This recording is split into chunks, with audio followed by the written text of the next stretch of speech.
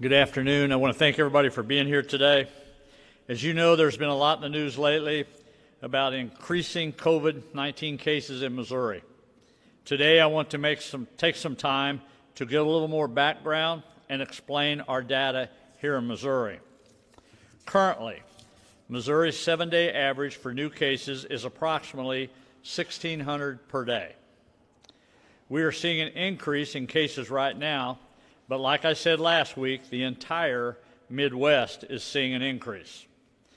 I also want to point out the importance of looking at a 7-day averages rather than 24-hour increases.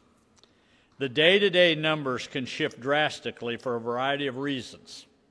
For example, on some days, DHSS receives a data dump of test records from a lab or provider that has accumulated over a period of time. This can sometimes cause a spike in the positive cases that did not all occur within a 24-hour time frame, but over a period of several days. Likewise, DHS has also consistently seen a decrease in the number of tests reported and therefore cases on weekends versus weekdays. This cycle causes non-representative dips and spikes in the numbers each day on the dashboard as those samples are tested and reported by labs. Similar situations also occur with the reported COVID-19 deaths. There have been many times when additional deaths have been reported and did not reflect what happened in the previous 24 hours. DHSS receives reports from COVID-19 related deaths in a variety of ways, from providers, health departments, long-term care facilities, and more. There have been times when healthcare departments have reported several COVID-19 deaths at one time. And it appears on the dashboard as a one-day spike in deaths when they actually occurred over a much longer period of time. In addition to the daily reporting, DHSS also analyzes incoming death certificates on a weekly basis, identified any COVID-related deaths that haven't already been reported by other means. This typically causes a sharp increase in deaths added the following day, which is most often on Saturdays. Again, it is these situations. Not all these deaths occur in 24 hours, but over a period of time. It is for all these reasons that we look at the 7-day trends and how they have changed over time, and we encourage all Missourians to do the same. The 7-day trends give a better representation of the true impact of COVID-19 in Missouri, rather than the day-to-day numbers, which can vary greatly. There has also been a lot of focus lately on the positivity rate. This is an important measure used by public health experts to better understand the spread of COVID-19, despite the ups and downs of total testing numbers from week to week. However, multiple methods are used to calculate positive rate, so these rates are often varied depending on the source and how the rate is calculated. Many states calculate the rate differently, which means comparing rates reported out of each individual state is often misleading. Some states do not report positivity rates at all. To date, DHS has used a conservative method to calculate positivity rate. More than 900,000 Missourians have been tested more than once. However, our data, regardless of how many times you've been tested, is only counted once. For example, the CDC uses a different method, so the positivity rate for Missouri is lower than what we report. As of today, the 7-day positivity rate shows 21% for Missouri. But using the CDC method of the same 7-day range, the rate is 10.7%. The CDC simply takes the total number of positive divided by the total number of tests. So no matter how many times a person is tested, each test is counted toward the rate. So, say a person is tested 10 times. The test is negative each time. The CDC would count all 10 of those tests in calculating the positivity rate. At the state level, we count that as one test, which is why our rate is higher than what the CDC and some other sources report. With that said, both methods can help public health officials understand the spread of COVID-19 in their communities. So starting today, both positive rates are reported on the dashboard. I think I want to be clear where I'm going with this. Most people is going to use the CDC, the state dashboard, or Johns Hopkins. And what you'll see a lot of times reported in the media will be the worst case scenario, not using what the true facts are by using from different of these sources. What we are trying to say to the Missouri people out here, you need to look at the data from whatever entity is providing it to get a real idea of what's going on. And I think many times that's used and continues to be used on different levels. So what we want to do is try to clarify as much as we can for Missourians that they know what the real numbers are. And when you do see these spikes, that you know what's behind the spikes in a much more way of reporting it. As far as COVID-19 hospitalization, our current 7-day average is roughly 1,400. Again, while this is higher than previous levels, overall our healthcare system is still stable and meeting the demand. Our fatality rate has decreased from over 7% to 1.6% today.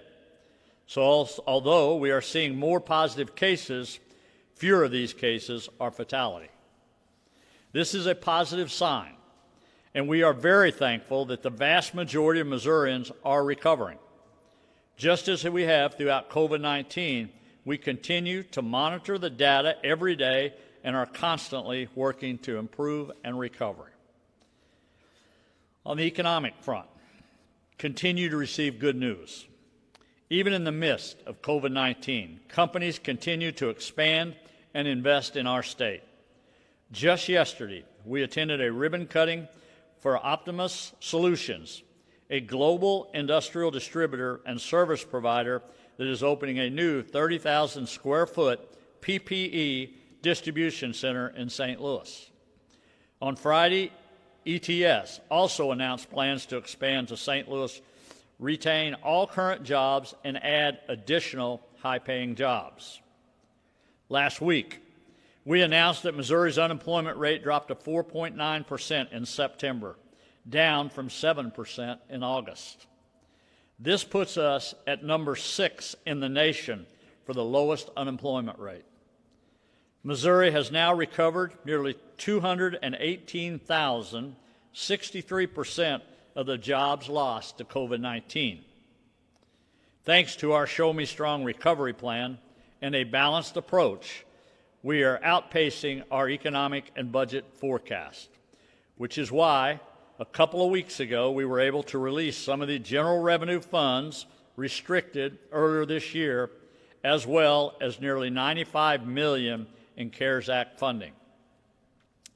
In addition to this $95 million, we still have CARES Act money that needs to be distributed to Missourians, which is why today I am calling a special session on a supplemental budget to begin Thursday, November the 5th.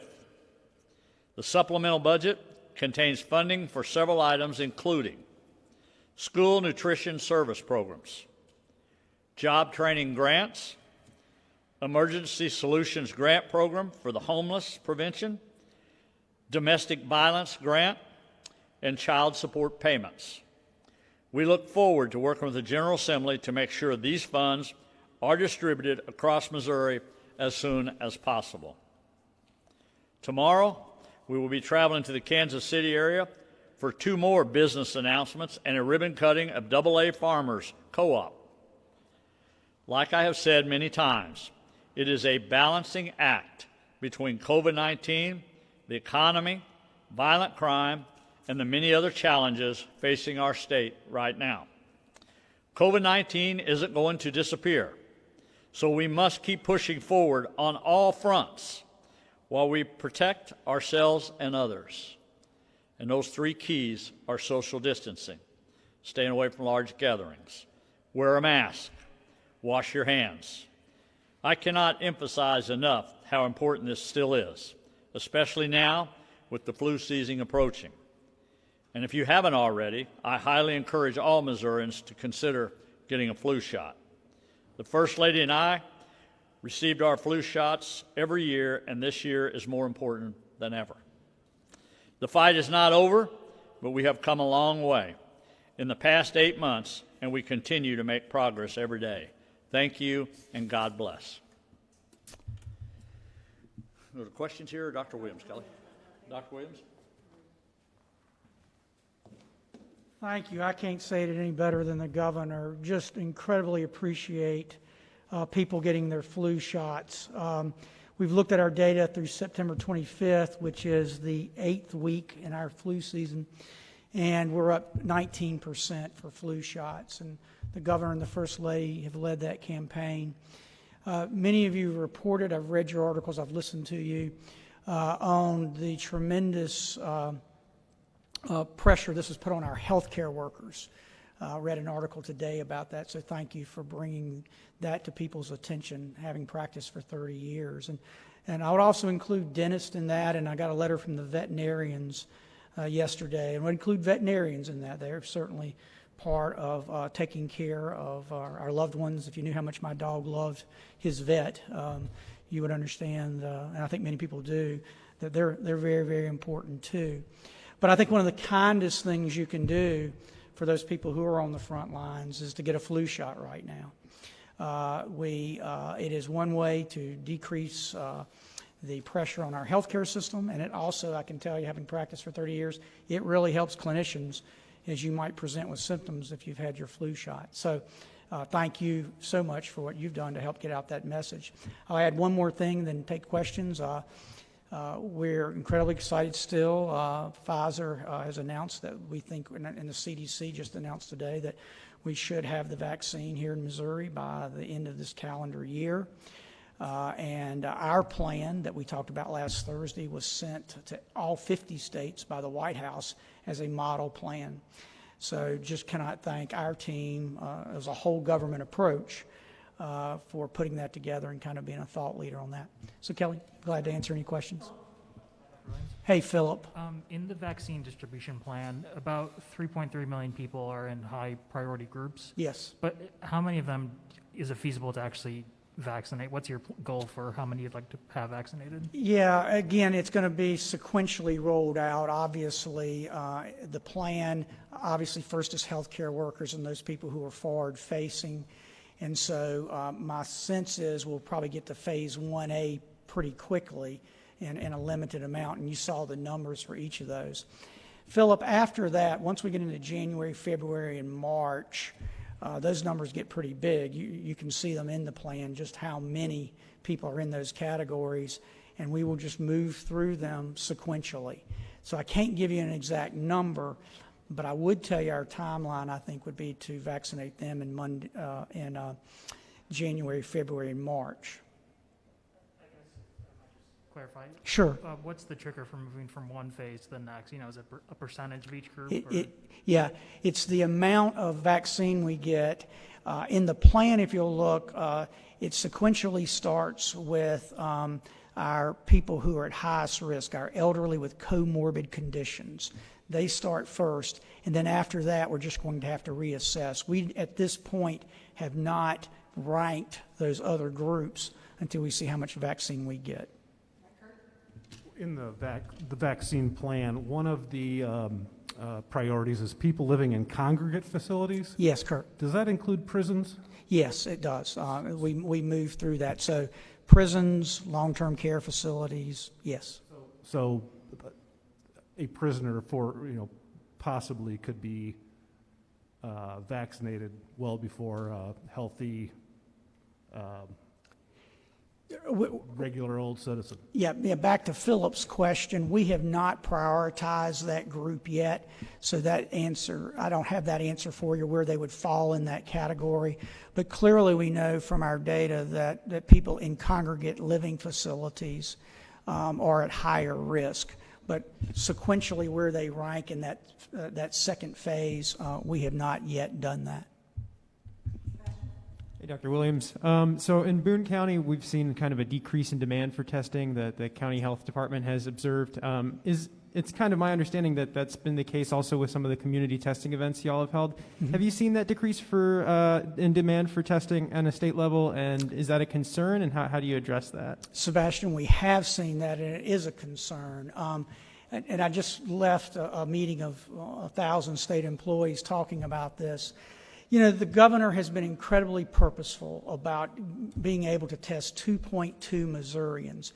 It is literally foundational to what we do. So we recognize that trends. We're looking at the reasons for that. But I'm just here to reiterate, as I just did to 1,000 state employees, it's just really important to get tested, even if you're asymptomatic in a sentinel event. It helps us tremendously. We know from our, I think it's 50,000 or so that we tested, or maybe it's a little less than that it's about 2.7% that'll test positive. But that helps us know. I think it gives people tremendous peace of mind. And so to anyone out there who goes, well, I'm asymptomatic, I'd just rather not know if I have it, I would really try to dissuade you from that, because you might be asymptomatic, but your loved ones, and we know you're infectious if you're asymptomatic. That's one thing we've learned during this disease. Your loved ones may not be. So we just really would say that even if you go, well, gosh, I'm asymptomatic, I don't think I'll get tested, or if I'm a contact, we really hope you'll take advantage of how hard we've worked to make that available to you, and for those you love and those you care around you to get tested. Hi, Dr. Williams. Hey, Jackie. I had a quick question about the vaccination plan. I know throughout the document it said that there was an emphasis to ensure that every Missourian could get a vaccine for free. Yes. But as you mentioned last week, that there could be a small administration fee. Also in the document, there is no maximum administration fee. So can you clarify what people may have to pay? Yeah, the number I've seen was like $20, but if I may be corrected on that. But, you know, providers are allowed to charge an administrative fee, but clearly built into our system is that there will be, you know, you saw that we're talking about doing them in gymnasiums, we're talking about doing them in drive-through, that there'll be both a provider component to this, but there'll also be kind of mass vaccination. So I do not anticipate cost being a barrier to getting vaccinated. Another question I had in terms of when the vaccine comes to the state, I know that there are several types of vaccines in the final stages, Yes. and we're not sure which kind we will get.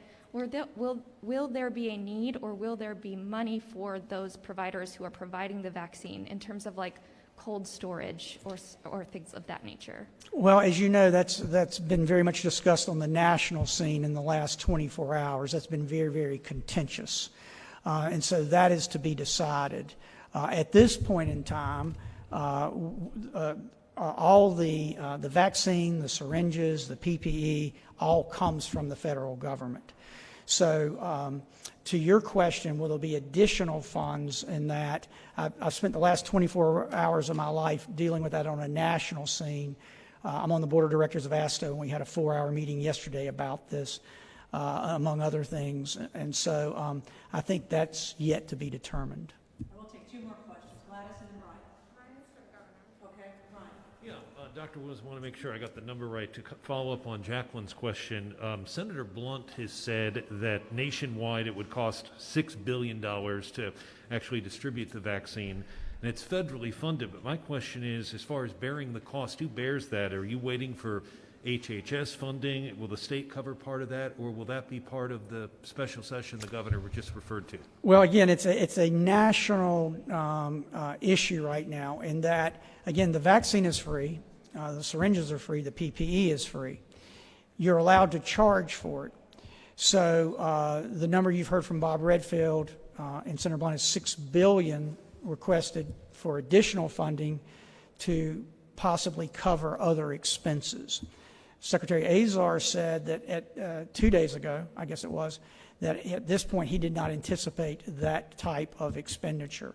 So right now there is a national discussion that we're very much participating in to see just what that number will be for additional federal aid for those other costs. One more question, Kelly. Okay. Hi, Dr. Williams. Hey. Governor Parson said the fatality rate has gone down. It has. But would you say there's a hospital bed shortage or crisis all over the state? No, there's absolutely not a crisis. We have a very strict definition for that called crisis care, and that's not an issue here in Missouri, and has not been, thank goodness, during the. Well, at this point, we have an increased number of hospitalizations, but we don't have a shortage yet. The thing that we've learned about this is that the critical component for us is ICU and ventilatory capacity. And one thing we very much learned is we're trying to use ventilation as little as possible, because one thing that's very much changed in my thinking and others' thinkings from March is that you want to do that less rather than more if you can. So I'd say this time, I was on a phone call with the Missouri Hospital Society this morning, that we're stable. We are. We have enough ICU beds.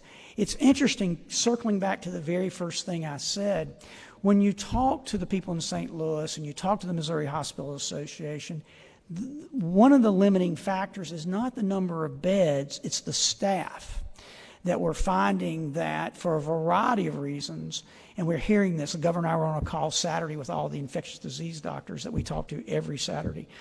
And so, to be honest with you, what we're looking more is listening to them is our concern about the staffing as it is the physical bed. And so that's just, again, I'll finish up. One thing that would help greatly with that is, as somebody who practiced for 30 years, if I'd known you got your flu shot, it sure makes me feel more protected, and it also helps me know that I can kind of decrease our bed utilization from that. So thank you for asking. Thank you. Dr. Williams. Governor Parson? Let me just add a little bit to what Dr. Williams said there at the last when you're talking about staffing.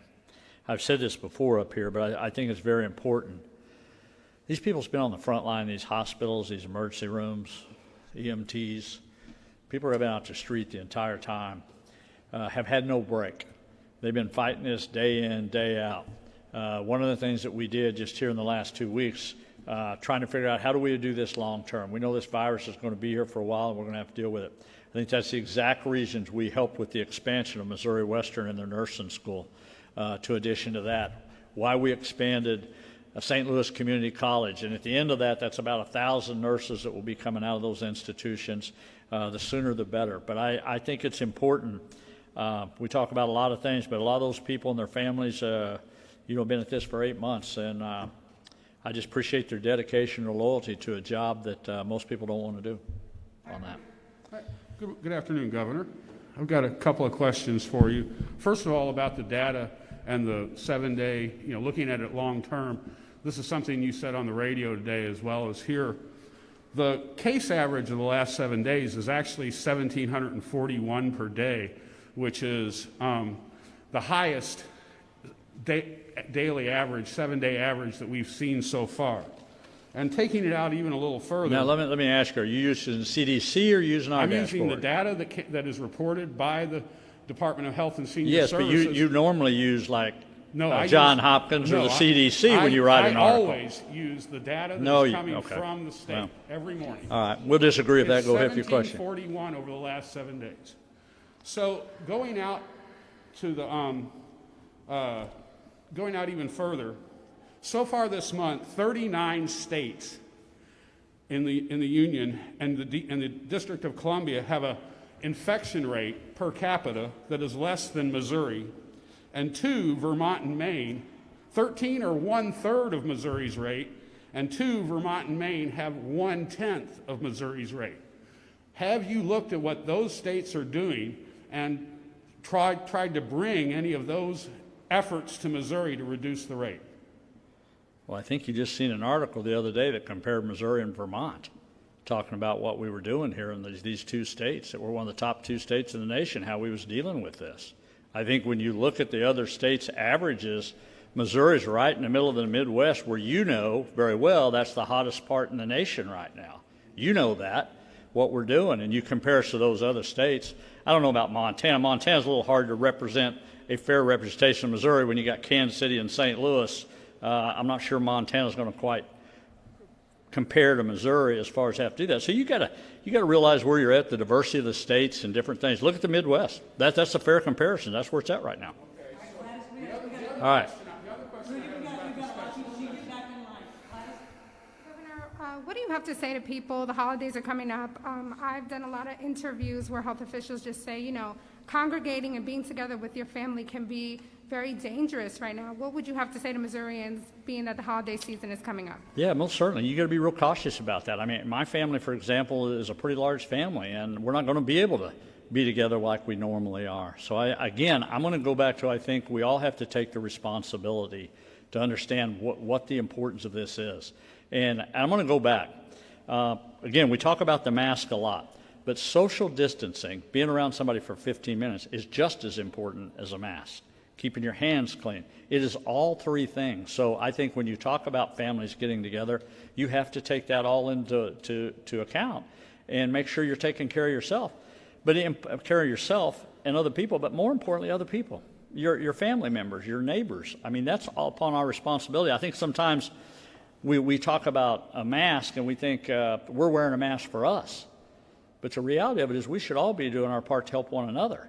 And I think that's a message we've tried to say for 8 months up here. And I think for the most part, people are trying to do that. But I think there's also the point out there. The truth is there's a lot of virus fatigue here in this state as you travel around the state. But you just got to keep pushing forward. We've got to keep giving the advice to people and keep moving forward.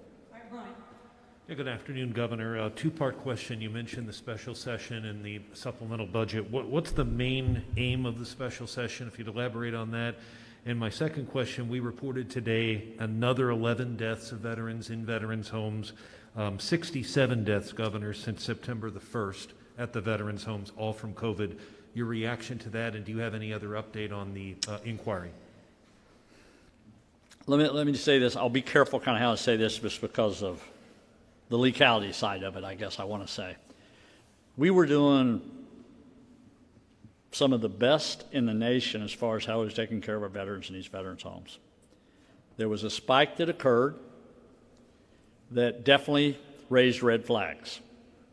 As soon as we were made aware of that, the day of, we started putting our people in place to start reacting to that, to do box-in strategy, to see what caused it, contact tracing, things like that.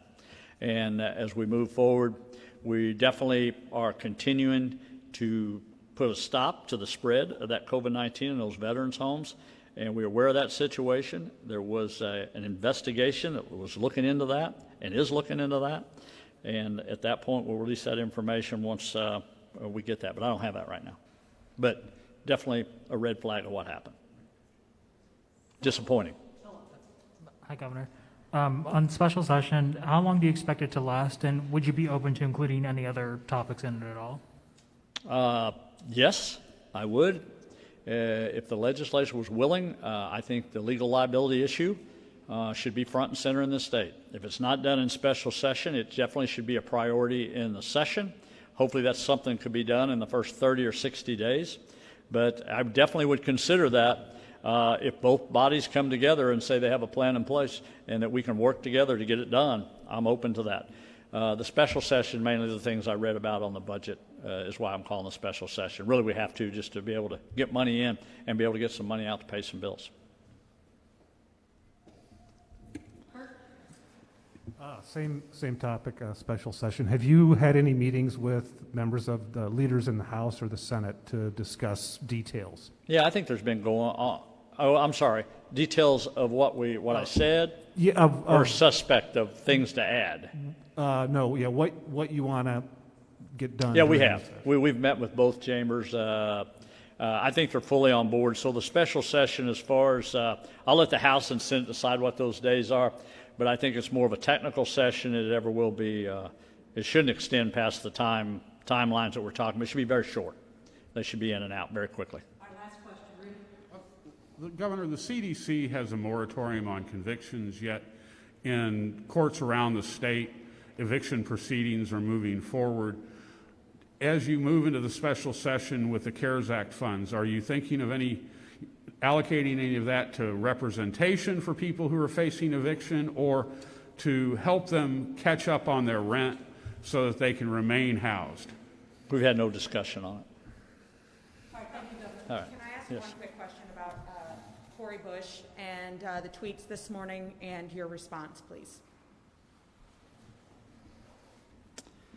Well, first of all, let me just say it was a total irresponsible thing for any elected official to say that. It is very irresponsible for anybody that supports, any elected official that supports those kind of things. When you talk about defunding the police, as you well know what I've said about that. But when you talk about defending the Pentagon, that is not to be taken lightly by anybody in the state of Missouri. And as a veteran, I find it personal when you start talking about trying to do away with our men and women that serve this country, that serve this state. When you take a look at our military in the state of Missouri, when you look at things like Boeing, for example, and the federal contracts that they have every day for the people of this Missouri, the jobs they create. If you take NGA, of all the work that was done to bring NGA into an area that needed support in the worst way, and we send a message to the Pentagon that we don't want that here in Missouri. When you look at Honeywell in Kansas City area, when you look at $30 billion worth of economy that Fort Leonard Wood, Whiteman Air Force Base, all the places around the state, St. Joe, Springfield, what that brings to our state. To send a message like that, it has effects. It has effect on people in our state. It has effect on people in this nation. Not only that, our National Guard, anybody that would consider cutting our National Guard, cutting the expense of it when they've been on the front lines for 8 months, when they delivered the Remdesivir to people at 3 or 4 o'clock in the morning to hospitals around this state, when they did mobile testing all over the state of Missouri for months and still continue to do it, many of it in the St. Louis region where we done that, when they fed school kids all over the state of Missouri, when they were helping people with civil unrest, along with the support in other countries around this world, to even suggest that we do away with our military, that we cut the spending of our military when our state depends so much on that. And not only that, take away the money, take away the finances. Missouri is 15th in the United States for people serving our country, which means this is a very patriotic state. And to make those kind of comments are, one, just immature, lack of experience, and irresponsible. Thank you very much.